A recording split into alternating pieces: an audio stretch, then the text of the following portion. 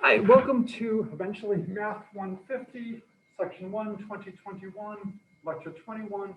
So today we're doing sequences and series. We're going to be doing a lot of stuff on various convergence tests. Are there any specific questions from the different convergence we have, or should I just start talking in general about convergence? Okay, so there are a bunch of tests that we're going to learn, and these tests basically all come down to doing some algebra. And if you can evaluate the algebra, you can often tell if the sequence converges or diverges, although sometimes it will turn out that the sequence will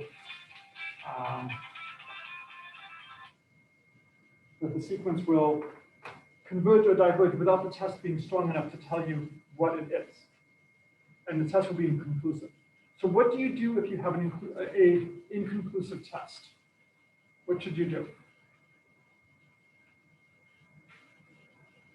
Your test gives you an inconclusive answer. What do? Try another test, yes. And so as you get more and more experience, you get a better sense of what order should you try the tests. And so some tests will be easier to try than others, so you might want to go for those first. Other tests will be more powerful than others, so you might want to go for those first. You basically have a list. When I first taught differential equations, my daughter was born very shortly after the semester started. And I said, it's a lot like having a young baby. At first, when the baby is crying, you do not know why. And you have a bunch of things to try.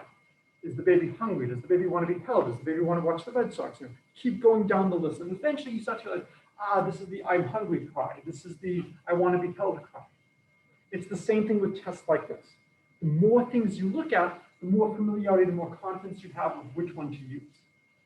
The next part is how to do the algebra. And as we're seeing all semester, that's going to be the hardest part.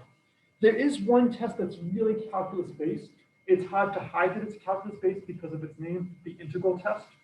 So clearly, this one is going to involve integration. And the idea is you can often tell if a series converges or diverges by converting the sum to an integral. And this is particularly useful if the sums are either non-decreasing, so they either stay the same or always go up, or non-increasing, they either always stay the same or go down. It's going to be a very powerful test. So let's start talking about limits. Let's assume the limit as n goes to infinity of a n exists.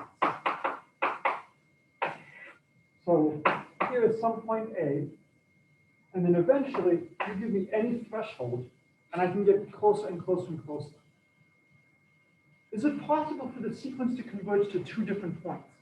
Could it converge to A and something else, say A star? Why not? Yeah, definition limit. It's supposed to be arbitrarily close to A. There's a finite gap between A and A star. So just choose your tolerance less than 1/10 of that. And eventually you have to be within 1/10 of that distance of A, 1/10 of that distance of A star. You can't be close to both of them. So limits exist. So if this limit exists, it is unique. So we can talk about the limit. I have to wear this shirt because this is what I wore in 2014 when I recorded, but I did want to start today wearing another shirt. Did anybody notice what shirt I was wearing? I'm sorry, what shirt? The Ohio State. So this is an example of the limit. It's not a limit of the sequence, it is the limit. So if the limit exists, it is unique.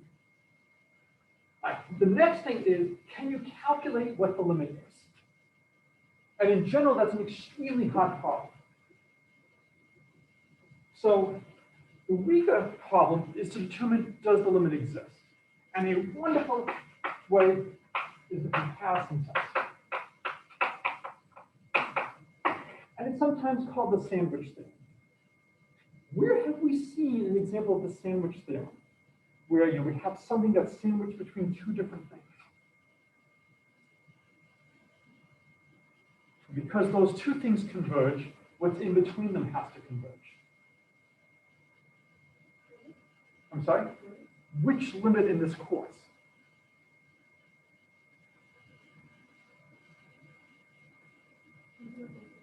fundamental thing about calculus, we had the upper sum un, the lower sum ln, and then we had some approximations. And we know the upper sum and the lower sum converge to the area, so the approximations must also approach the area.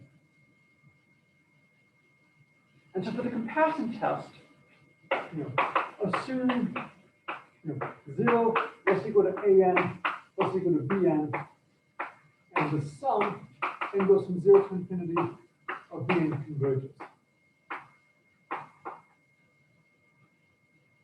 What must be true about the sum of an?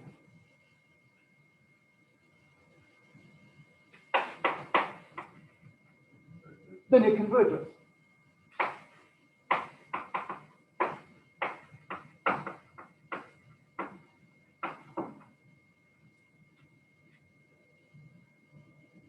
One of the best pieces of advice I ever got as an undergraduate was to take any theorem and remove a condition.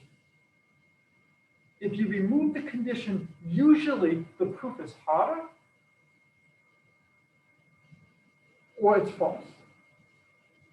What if I removed the fact that the ANs had to be greater than or equal to 0? Would this still be true? If AN was always less than or equal to BN and the sum of BN converges, does AN have to converge? No, give me an example.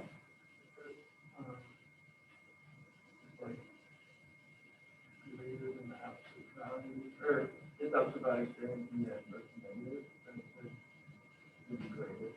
Okay, but you give me a really simple example. So maybe Bn is the geometric series. Maybe Bn is 1, 1/2, 1/4, 1/8. What would be a good simple example for AN?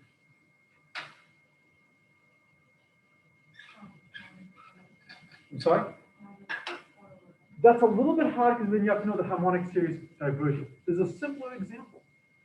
-1. If you just take AN to be -1 every single time, -1, -1, -1, -1, -1, -1, -1, then the sum is going to diverge. So we clearly need AN to be greater than or equal to 0. Or you could weaken 0 must equal to the absolute value of AN plus equal to BN. You could do something like that, and then you'd be protected. Because what do we know must be true about the individual terms Bn if the sum converges?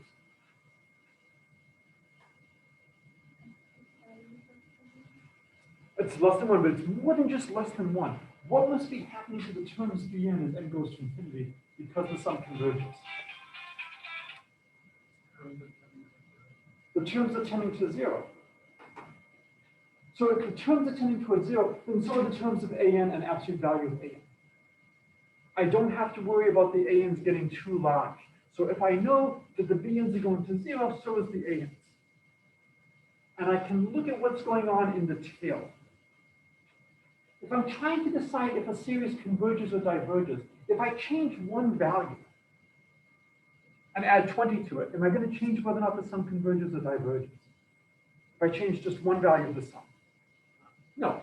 Will I change what it converges to? Oh, yes. But I'm not going to change whether or not it converges or diverges. What if I change 1,000,000 values of the sum? A Googleplex number of values. Any finite number of values I can change, and it's not going to change whether or not the sum converges or diverges. So really, we don't need this to hold for all n. We need this for all n greater than or equal to some n. From some point onward, it's enough that this holds. It doesn't have to hold every single time, because whatever happens for finitely many is not going to affect what happens in the limit. It's not going to affect whether or not it converges or diverges. It will affect almost surely what it converges to, but it will not affect the limiting behavior. And because the sum of Bn converges, what does that mean? It means from some point onward, the sum of all the b's from that point onward is as small as you want.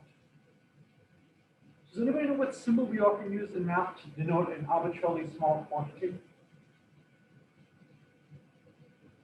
Sometimes they use these in definitions of continuity, the epsilon delta proof. Anybody heard of these? So usually we use the Greek epsilon for a small quantity. So for every epsilon greater than 0, so this simply means for all, there exists an n naught, this means there exists, such that for all n greater than or equal to n naught, the sum n goes from n to infinity of Bn is less than epsilon. That's what it means for the sum to converge. From some point onward, I have this amount that I'm adding is as small as I want. And if I look at what's going on for the a's, I'll clearly be adding no more than that. So the amount that I can be moving by can be made arbitrarily small. So one of the challenges is this is not a class in analysis. This is a calculus class, and so it's always a challenge as to how much technical detail should we get into. Is this enough detail for you to feel comfortable with this part of the comparison test, or would you like a little bit more rigor?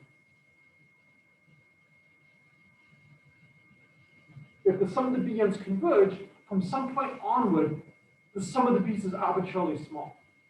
And since the an's are less than it term by term, then the sum of the an's is arbitrarily small. If you want, you would also have the sum of 0 and goes from n to infinity is less equal to the sum n goes from n to infinity of an is less equal to the sum n goes from n to infinity of bn. Because we know the an's live between 0 and bn. And so the contribution from this has to be between 0 and this, so the amount we're adding has to be getting smaller and smaller and smaller. It can't really change it by that much. Is this enough comfort to use the comparison test? If your absolute value is smaller than something that converges, from some point onward, then you converge. That's the informal way of saying it. If your absolute value is smaller than something that converges from some point onward, you must converge. Well, if we have a comparison test for something that converges, there should be a comparison test for divergence. And so for divergence, so let's assume 0 less equal to Cn, and the sum n goes from 0 to infinity of Cn diverges. What do you think must be true if I want the sum of an to diverge? Yeah, if an is greater than or equal to Cn for all n greater than or equal to sum n naught, then the sum of an diverges.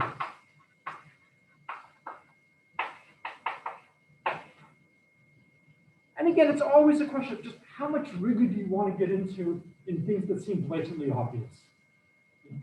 The sum of Cn diverges. I'm always larger. How could my sum converge? So we have some nice examples now. We know the harmonic series diverges. So as soon as we know the harmonic series diverges, we have a lot of information on some series that have to diverge. We know the geometric series converges. So we know a lot of information about series that converge. So if you are smaller than a geometric series, you must, and if you are greater than a harmonic, so consider an equals 1 divided by the square root of n. Converge or diverge? Diverge, why? So why does this diverge?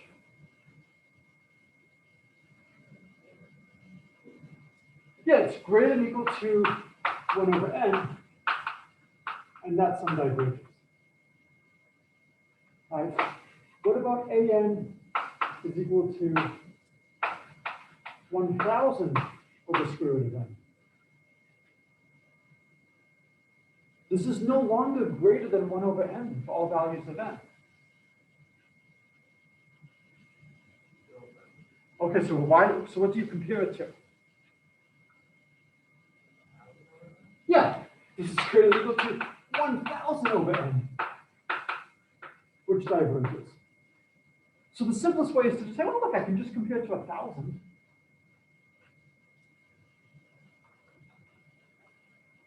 And so if a series converges or diverges, if you multiply it by a constant, it's not going to change whether or not it converges or diverges. Think of it as converting from meters to kilometers. There's 1,000 meters in a kilometer, so I'm just changing the scale that I'm measuring. It's not going to change whether or not something actually converges. What if I give you an is 1 over 2 to the n of 4n? Does that converge or diverge?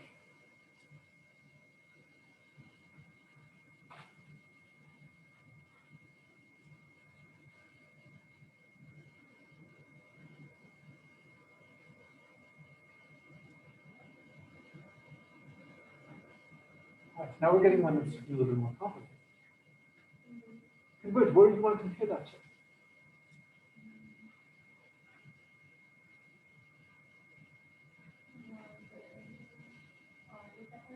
Okay, and what R do you want to choose? So since you're saying it's converging, it's got to be less than or equal to. Yeah. By putting this 4 in here, I'm making it smaller. So if I drop the 4 again, I make it larger. So this will converge. Here's a more interesting one. An is 1 over 2 to the n minus 27n.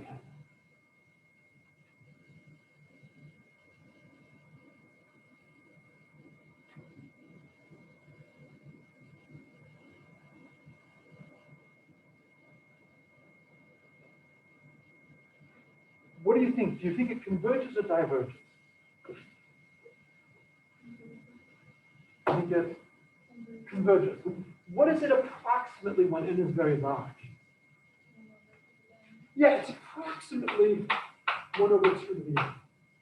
So it should converge. That's not a rigorous proof, but as n gets really, really large, negative 27n becomes very, very small. There's many different ways you can do this. So I'm going to just show you one way to do this. Other ways are possible. If n is large, 27n is going to be less than 1/2 of 2 to the n. We are comfortable with this, that a linear function is growing much slower than an exponential function. So that means 2 to the n minus 27 to the n is going to be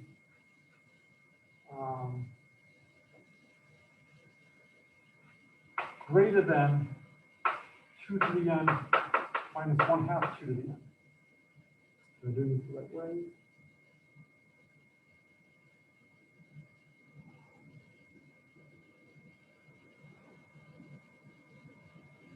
Yes, I'm doing that.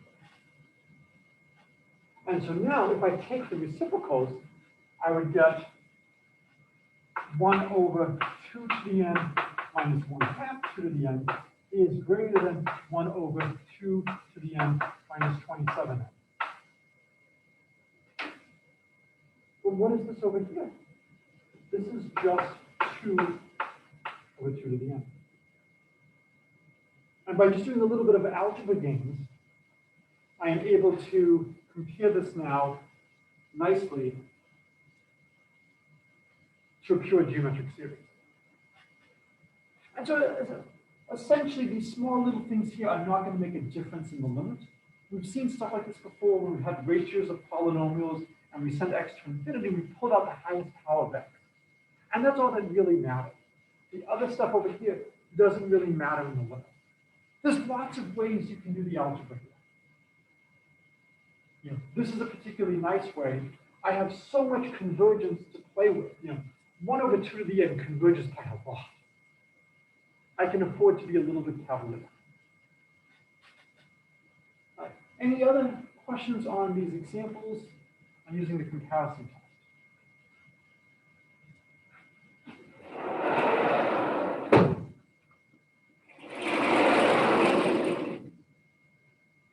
How many of you remember L'Hopital's rule?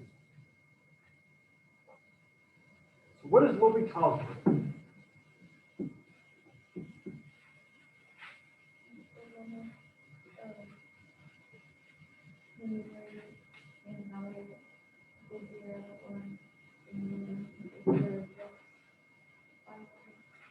Good. So L'Hopital,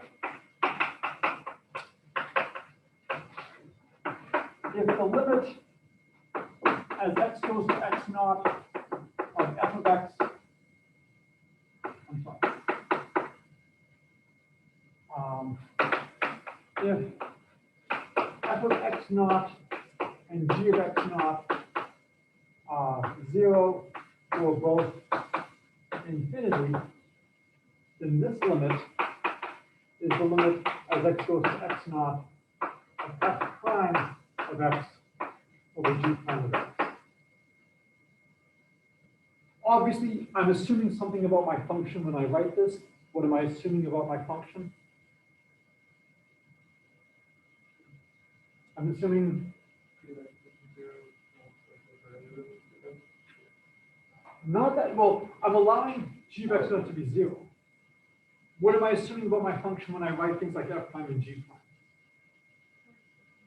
Yeah, I'm assuming my function is differentiable. You can't use L'Hopital if your functions aren't differentiable. And you can't use L'Hopital unless you have 0 over 0 or infinity over infinity. When you did L'Hopital, did it actually prove to you why L'Hopital works? Or did they just state L'Hopital's rule? All right, so here's a quick sketch. So the limit as x goes to x naught, and we'll assume it's the 0 over 0 case, of f of x over g of x. So I love this proof. It allows me to do nothing. I'm going to do nothing two different ways. What are the two ways we have to do nothing? Add 0, multiply by 1. So this is the same as the limit as x goes to x naught of f of x minus f of x naught over g of x minus g of x naught. Am I allowed to do that?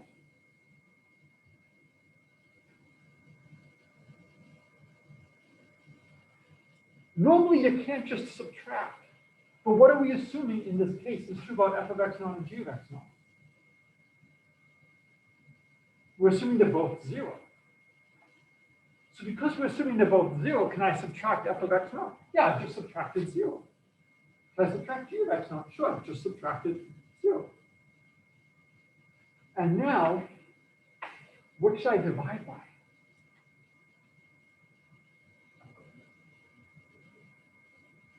Not f of x and g of x. It's going to be the same thing over here and here, so they cancel. And you want to get a derivative. So what can I divide by that's going to make this look like a derivative? Yeah, x minus x naught over x minus x naught. And now you can see as x gets closer and closer to x naught, this is converging to f prime of x naught over g prime of x naught. So this is a quick sketch on why L'Hopital's rule is correct. We can use this to try to get a sense of sizes of various functions. Some comparisons are easy.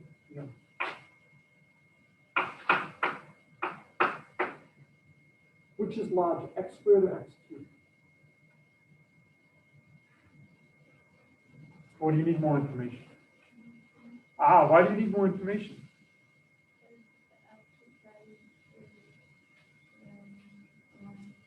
Good. So if the value of x is greater than 1, x cubed beats x squared. If the value is less than 1, x squared beats x cubed. So you always want to be careful about where you're using things. If you're not sure which way things go, try some special cases. Put in some values of x. Take x equals 1/2. See, 1/4 versus 1/8. 1/4 is larger. So it'll be greater than, if x is greater than 1. And it'll be, it's less than if x is greater than 1, it'll be greater than if x is less than 1. But there's other functions we might want to compare. We might want to compare x to the n versus the log of x. So which do you think grows faster?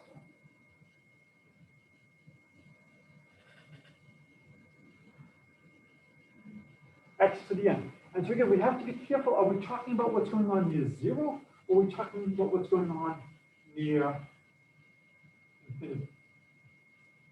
As x gets closer and closer to 0, if n is positive, what does x to the n look like? It gets really, really small. As x goes to 0, what does the log of x go to?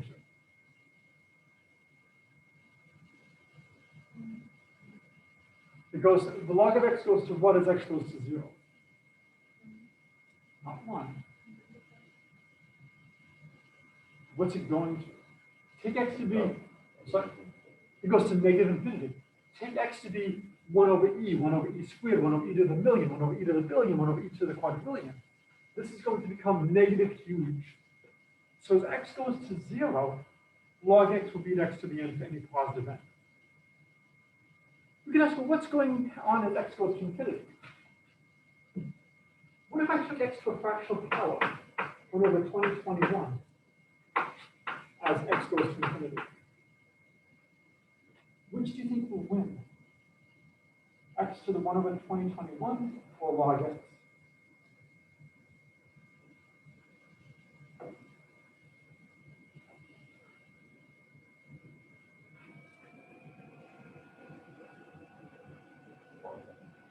Do you think log x will grow faster than x to the 1 over? So again, the hardest part is seeing what's the right way to look at the algebra.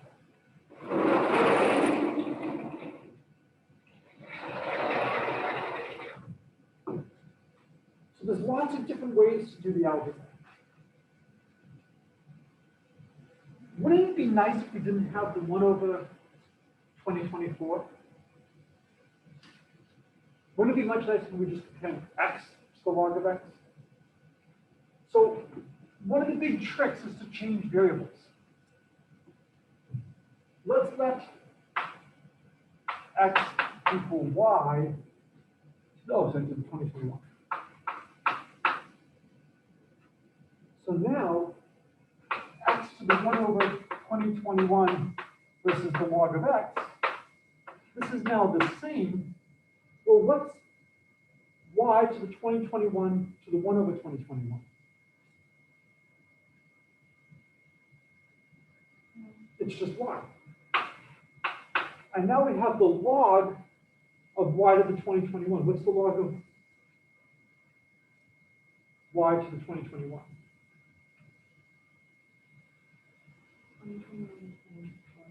Yeah, 2021 log of y. So really, it's enough to just do a pure comparison, your x to log of x.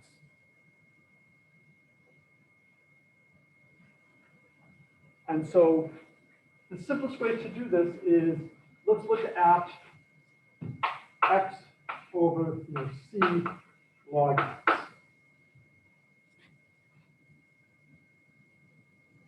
And so if we use L'Hopital's rule, if we take the limit as x goes to infinity, this is the same as the limit as x goes to infinity. We have, infinity over infinity. What's the derivative of x?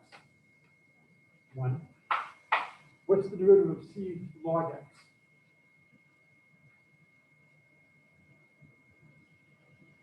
So the derivative of natural log is just,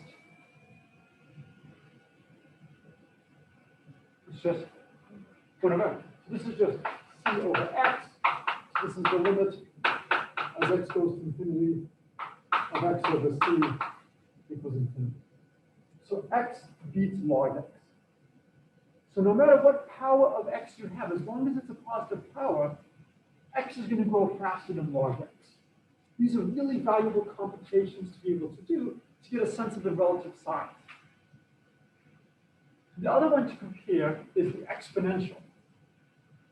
So compare x to a power versus e to the x. So one way to do this is to use L'Hopital. So you want the limit as x goes to infinity, x to the n over e to the x. We have infinity over infinity, so what should we do? Take the derivative. And when we take the derivative, x to the n is going to become n x to the n minus 1. And what's the denominator going to be? So we'll have infinity. So we keep doing this. And if we do this enough times, it's the limit as x goes to infinity of n factorial over e to the x equals 0.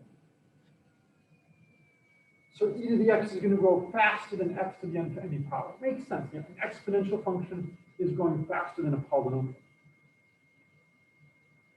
There is another way to do this without using L'Hopital's rule. You could note that e to the x is 1 plus x plus plus x to the n over n factorial plus x to the n plus 1 over n plus 1 factorial. And so if I look at just this term over here, we have this is greater than x over n plus 1 x to the n. So once x is greater than n plus 1, e to the x will be larger. And it'll be larger by some power of x, by enough to go off to infinity. If you wanted to be a little bit more, you could actually go up to x to the n plus 2. Again, there's lots of different ways of doing the algebra. These give us more examples at our disposal. And so the more sequences and series we know that converge and diverge, the easier it is. The comparison test is extremely powerful, but it's the hardest one to use. What do you think the hardest part of using the comparison test is? Finding the functions to compare it to. You know, if I tell you what function to use, then it's much easier. And so there's a little bit of an art to try to figure out what would be a good thing to try. And the more problems you do, the more skill you have at what might be a good thing to try. And you start to get a sense of which terms are the main terms, which terms are the lower order terms, which terms really matter, which terms don't. So one of the big results that we will get to is the integral test. And so we'll probably not get to that today. So what I'm going to do is I'm going to do a really non-standard comparison test. Does the sum and go from 1 to infinity of 1 over n squared converge or diverge?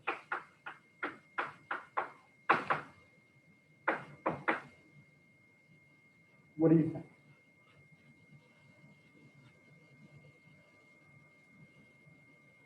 Do you know any series that look like this that either converge or diverge? No. Obviously, it's not going to look exactly like 1 over n squared, but do we know anything that looks a little bit like this? 1 over n. So how does 1 over n squared compare to 1 over n? It's less. So can we use the comparison formula? No. It goes the wrong way. So if you're less than a sum that diverges, then your sum is less than or equal to infinity. It's really not that useful to prove that a sum is less than or equal to infinity. Right? We can do that more elementarily. We don't need to use any powerful results. So the question is, can we compare this to anything we know that converges? Well, the only thing we know that converges is the geometric series. So let's say we wanted to try to compare maybe 1 over n squared versus maybe like 1 over 2 to the n. Which way does the comparison go? Which is larger, 1 over n squared or 1 over 2 to the n? 1 over n squared. So we know that we're larger than something that converges. Does the comparison test give any information? No. So unfortunately, when we try to hit 1 over n squared with the comparison test, we don't know a good thing to compare it to. So we need to do something else. And so we will later see how to prove this very easily using the integral test. What I want to do is a more advanced approach. And this is a much harder technique to use. It's nice to see. I'm going to break these up into intervals. From 1 to 2, 2 to 4, 4 to 8, 8 to 16,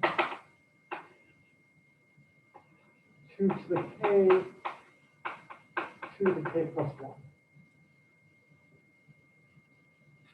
And what I'm going to do is I'm going to try to get a sense of what is the contribution of 1 over n squared in each of these intervals.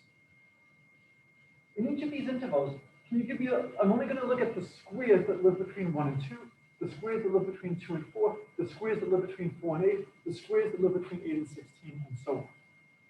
So consider 2 to the k less than equal to n less than 2 to the k plus 1.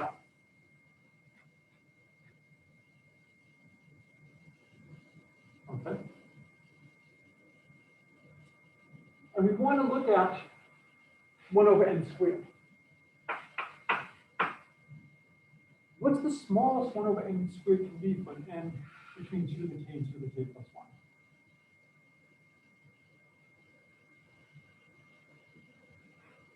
So how do we deal with an inequality like this?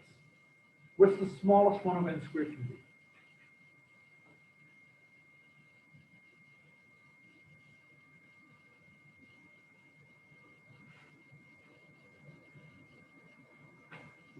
So if you have 2 less equal to x less equal to 3, what's the range for 1 over x? 1 over x is at least,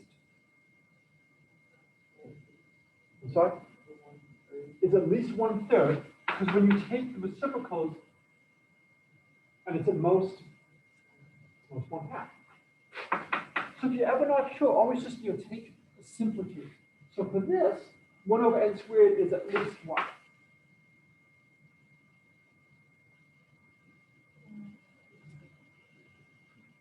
One over 2 to the 2k plus 2, and it's at most 1 over 2 to the 2k because we squared this. This is just 1/4, 1 over 2 to the 2k, less equal to 1 over n squared, less equal to 1 over 2 to the 2k. What this is telling me is that on this interval, my function doesn't really vary by that much. The amount 1 over n squared varies, I can bound that to within a factor of 4. How many n do we have in this interval?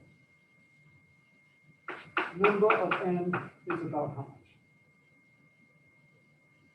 To go from 2 to the k to 2 to the k plus 1.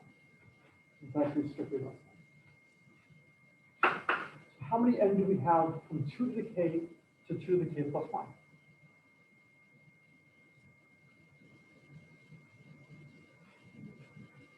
It's just 2 to the k. Right? So the number of terms is 2 to the k.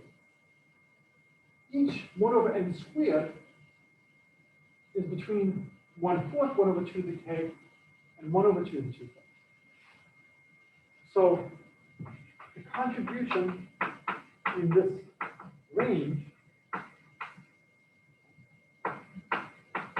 satisfies 1 over 4,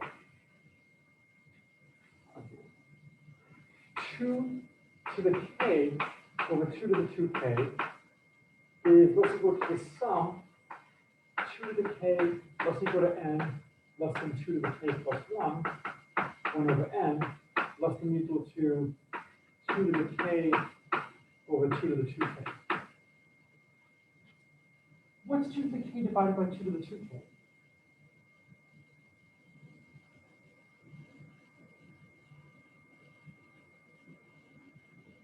So 2 to the k divided by 2 to the 2k is, you have to remember your exponent laws. This is the real reason I'm doing this problem this way, is this is a way to review basic exponents, basic algebra, how you deal with the inequalities. It's been a long time, I think, for some people, and so it's not bad to just review them. So what's 2 to the k divided by 2 to the 2k? 2 to the 2 negative k, or 1 over 2 to the k, or 1/2 to the k. And over here, this would be 1/4 times 1/2 to the k. And so the contribution from the k component is at most 1/2 to the k. This is a real common technique in mathematics. When you have something that's really hard, break it up into lots of smaller pieces, analyze each piece, and then somehow combine them. And the advantage of doing it this way is my terms can't vary that much in this interval. If I sum this over all k, does this converge? Yeah, it converges by the comparison test. So sum over k converges. So we know the answer is it converges.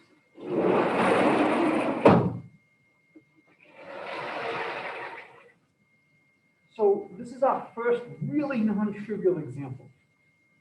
We proved the sum of 1 over n squared converges. And we proved it using the comparison test. It was not obvious that this is a comparison with a geometric series with a ratio 1/2. We had to work to see that. But at the end of the day, we were able to use the geometric series. There are so many reasons why I'm doing this. One of the reasons I'm doing this is to show you how painful these calculations can be. So I'm hoping I've done my job, and I'm hoping you're looking, how the hell am I ever going to think of something like this? Well, one is experience. The more times you do this, the easier it gets.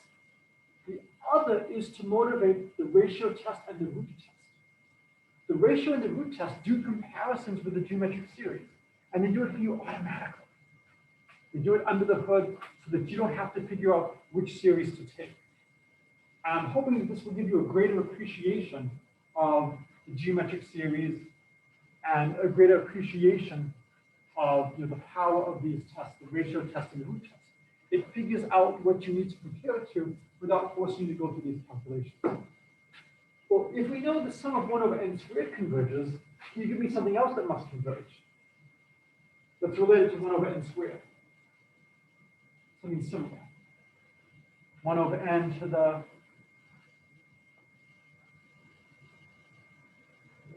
fourth. 1 over n to the sixth. What about 1 over n to the 2.1? Would that converge? Yeah, it would converge with comparison to 1 over n squared. Now that we know 1 over n squared converges, 1 over n to the 2.1 is less than 1 over n squared. If you look at this argument carefully, we didn't need to be doing 1 over n squared. Instead of 1 over n squared, we could do 1 over n to the 1 plus delta for any delta greater than 0. And if you go through the argument and you replace squaring with 1 plus delta, you'll see at the end of the day, you will have a comparison that works. So the result is the sum of 1 over n to the p, and goes 1 to infinity, it diverges if p is less than or equal to 1, and it converges if p is greater than 1. So this is an extremely useful result. This is another nice family. We will later reprove this using the integral test.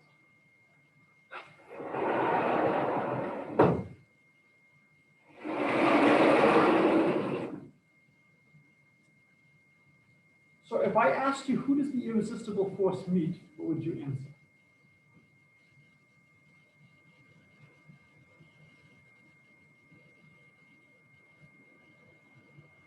Anyone knows this? The immovable object, right? If the irresistible force meets the immovable object, what happens? Nothing can resist the force, but this object never moves. This is a conundrum. What is 0 to the 0? And so there's a lot of expressions in mathematics that are hard to understand. And so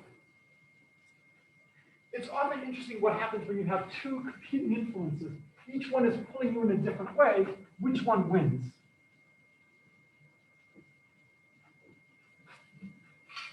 And so we'll end with the following. What is the limit as x goes to infinity of x to the 1 over x? And this is basically you're coming from the limit as n goes to infinity of n to the 1 over n.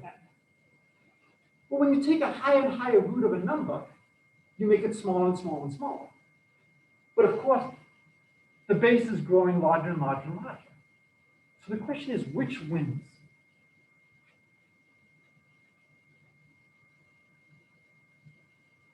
So there is a nice trick to analyze x to the 1 over x. Does anybody know what we should do to that? Yes. Yeah. So the difference is this goes to the integers. Typically when we write n, we mean n as an integer. Here this goes through reals. They're really the same. Does anybody know what we can do to try to analyze x to the 1 over x? Yes. I'm sorry? Yes. Take logarithms. So let's study the log of x to the 1 over x. If we know what the log is going to, then we know what the original function is going to. We just exponentiate. Whenever you see multiplication, you should be thinking logarithms. The multiplication is hidden here, so that's a great observation. When we take logarithms, this is now going to be the log of x over x. Right, we calculated that earlier in the class. What does that go to as x goes to infinity?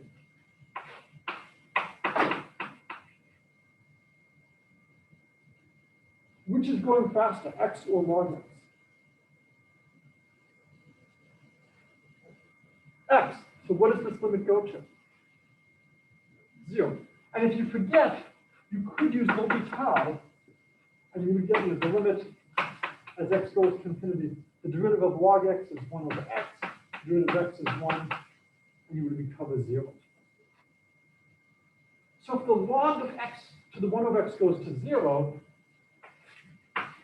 this means x to the 1 over x goes to 1. If its logarithm goes to 0, what must it go to?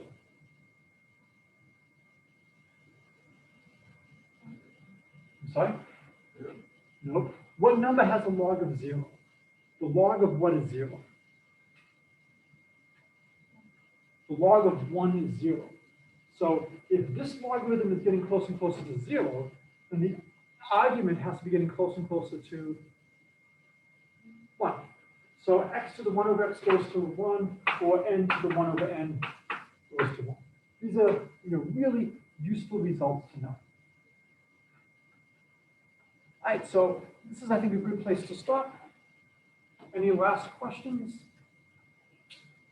All right, so just briefly,